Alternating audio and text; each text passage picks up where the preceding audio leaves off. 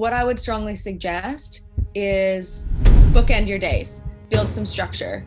Pick one or two small, simple behaviors that are going to set you up to work towards the person that you want to become. Standardize, then optimize. I'm Dr. Jessica Eastman, and this is an open Q&A. And everyone who's present to please join us by turning on your videos. So question number one today. So this question asker says, I am struggling with controlling my constant negative thoughts and emotions. I'm constantly self-critical about my body, looks, and career. I feel anxious all the time about my job prospects and relationship prospects. I want to do so many things to improve my life that I feel overwhelmed. Sorry, telling myself to take it slow hasn't worked because I feel like I'm running out of time. I turned 30 recently and have never been in a relationship. I have been here before where I've tried to do many things, but gave them all up eventually. And that is also causing me anxiety that this initial momentum will peter out and I will be back to square one. Firstly, I would like to acknowledge that this is a tough spot to be in, and I appreciate and empathize as much as I can with how overwhelming this feels. It sounds like there's a lot on this person's mind and a lot that they're not feeling particularly great about. And I get that that's really tough. And half of the tricky part about anxiety is that having the anxiety gives you more anxiety because then you're stressed out about having anxiety.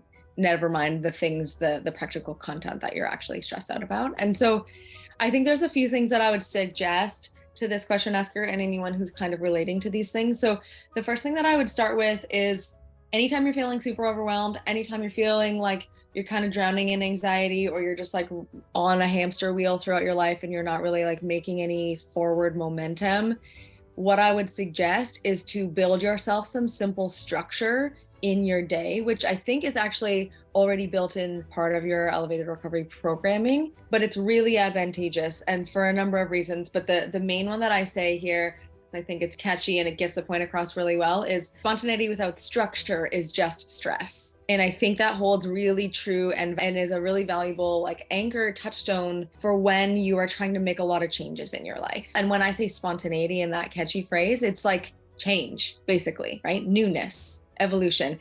Even if the change and the newness and the evolution is towards or in favor of things that you want, our nervous systems are hardwired to not be that stoked when we make changes, right?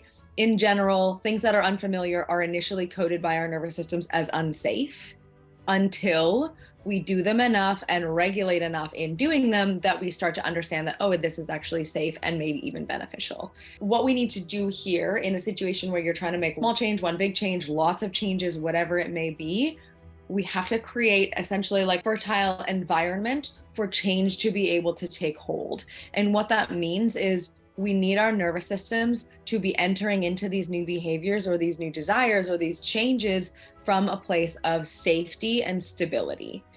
If you are trying to enter in to changing your life or your job or your body or your appearance or your relationship from a place of panic, it's not going to work very well or it's not going to be sustainable, which is actually what this question asker essentially describes as having been their past experiences. And so what I suggest to build simple structure, it's going to look a little bit different for everybody, but generally there are kind of some fundamental core components of daily structure that I do recommend for everyone. What I suggest all of you do, and I think you all have some part of this already from your ER programming, is build yourself a morning routine, build yourself a bedtime routine. So the first thing you do in your day and the last thing you do in your day are the same every day, as much as is possible, right? Mild variation is okay.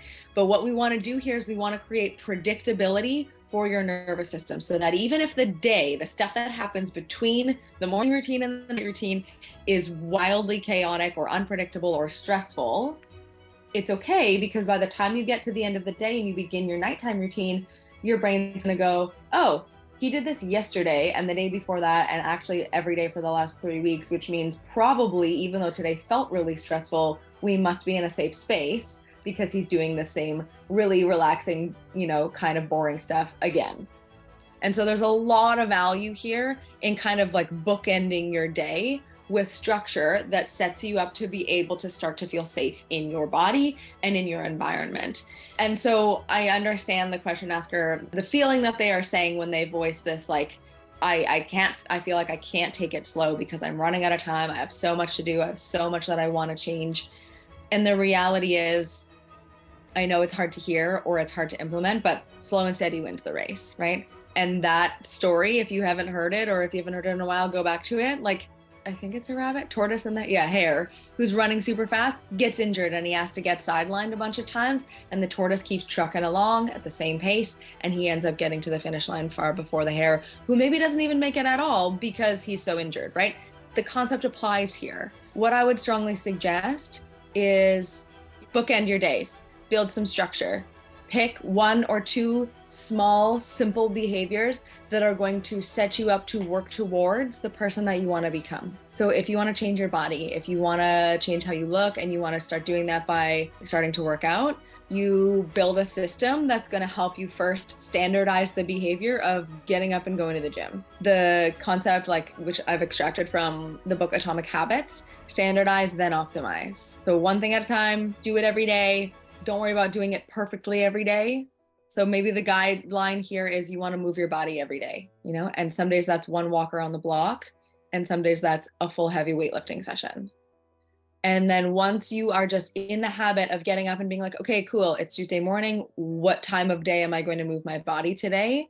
Once that's an automatic thought that you've got built into your schedule, then you can start leveling your behavior up and be like, okay, yes, I'm moving every day now.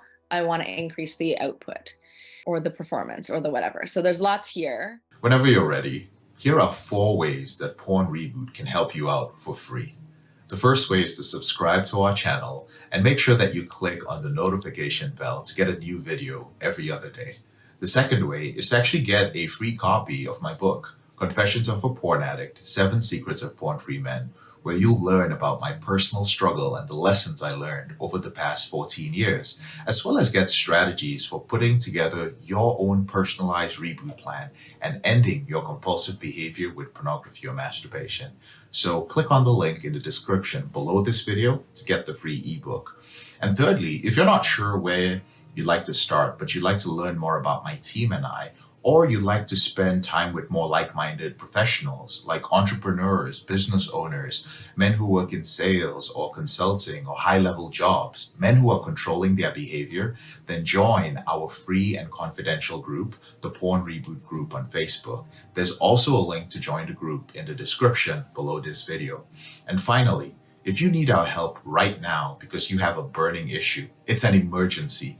Your behavior with pornography is hurting you mentally. You're about to lose your relationship and you want to live up to your potential or be an authentic man and free yourself from shame, guilt, and underachieving, then click on the link in the description below this video that actually says free coaching call, or visit elevatedrecovery.org and click on the link which says book a call.